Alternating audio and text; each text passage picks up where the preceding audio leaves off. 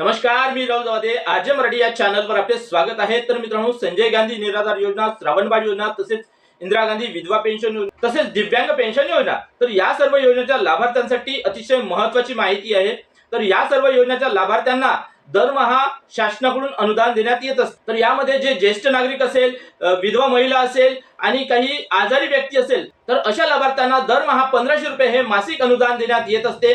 आणि काही दिव्यांग लाभार्थ्यांना आता 2500 रुपये हे दरमहा त्यांना मासिक अनुदान देण्यात येत असते. तर शासनाकडून देण्यात येणारा हा मासिक अनुदानाचा लाभ जो आपल्याला नियमित हवा असेल, तर आपल्याला दरवर्षी आपला हयातीचा दाखला आणि संबंधित कागदपत्र हे तहसील कार्यालयामध्ये देऊन द्यावे लागतात. तर हे कागदपत्र तुम्हाला दरवर्षी जूनच्या 30 तारखेपर्यंत नेऊन तुम्हाला जमा करावे लागत असतात.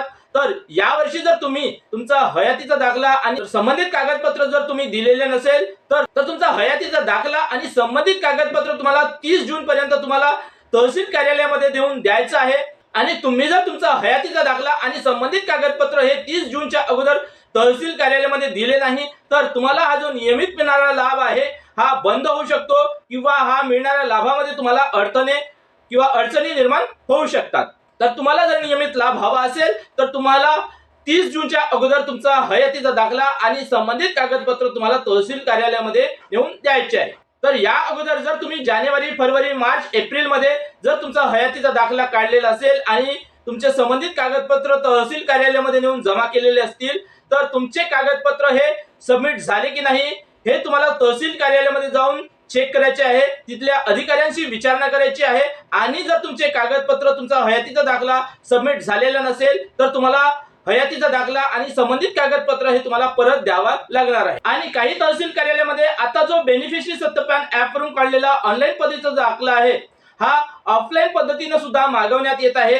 तर तुमच्या तहसील कार्यालयामध्ये जर मागवत असेल, तर तुम्ही ऑनलाईन पद्धतीने काढलेला बेनिफिशरी सत्यापन ऍप वरून काढलेला जो हयातीचा दाखला आहे तो तुम्हाला तहसील कार्यालयामध्ये नेऊन द्यायचा आहे. किंवा या अगोदर तुम्ही जानेवारी, फरवरी, मार्च मध्ये जो जुन्या पद्धतीचा हयातीचा प्रमाणपत्र म्हणजे जीवन प्रमाणपत्र काढलेलं असेल, ते जीवन प्रमाणपत्र आता जुनं झालेलं आहे. आणि आता शासनाकडून जो नवीन हयातीचं प्रमाणपत्र काढण्यासाठी बेनिफिशरी सत्यापन ऍप वरून सांगण्यात आलेलं आहे. तर बेनिफिशरी सत्यापन ऍप वरून काढलेलं नवीन हयातीचं प्रमाणपत्र तुम्हाला काढून ते तहसील कार्यालयामध्ये जमा करायचं आहे. तर बघा, या अगोदर जर तुम्ही जानेवारी, फरवरी, मार्च, एप्रिल मध्ये जो जुन्या पद्धतीचं जीवन प्रमाणपत्र काढलेलं असेल आणि ते जीवन प्रमाणपत्र तुम्ही तहसील कार्यालयामध्ये नेऊन जमा केलेले असेल, तर ते जीवन प्रमाणपत्र आता जुनं झालेलं आहे. आणि काही तहसील कार्यालयामध्ये आता नवीन पद्धतीचं जे बेनिफिशरी सत्यापन ऍप वरून काढलेलं जो हयातीचा दाखला आहे हा मागवण्यात येत आहे, तो ऑफलाईन पद्धतीने मागवण्यात येत आहे. तर तो बेनिफिशरी सत्यापन ऍप वरून काढलेला हयातीचा दाखला तुम्हाला काढून घ्यायचा आहे आणि तो तुम्हाला तहसील कार्यालयामध्ये नेऊन जमा करायचा आहे, म्हणजे तहसील कार्यालयामध्ये द्यायचा आहे.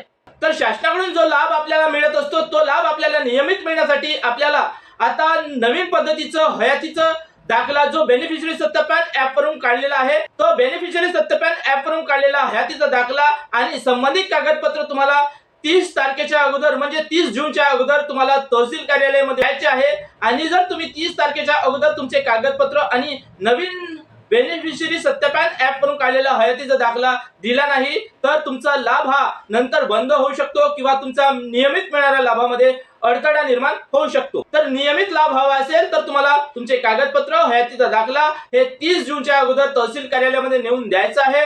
तर आशा करतो ही माहिती तुम्हाला आवडली असेल. माहिती आवडली असेल तर एक लाईक जरूर करा व असेच महत्त्वपूर्ण माहितीचे व्हिडिओ पाहत राहण्यासाठी आपल्या चॅनलला सबस्क्राईब करून घ्या. तर धन्यवाद. जय हिंद, जय महाराष्ट्र.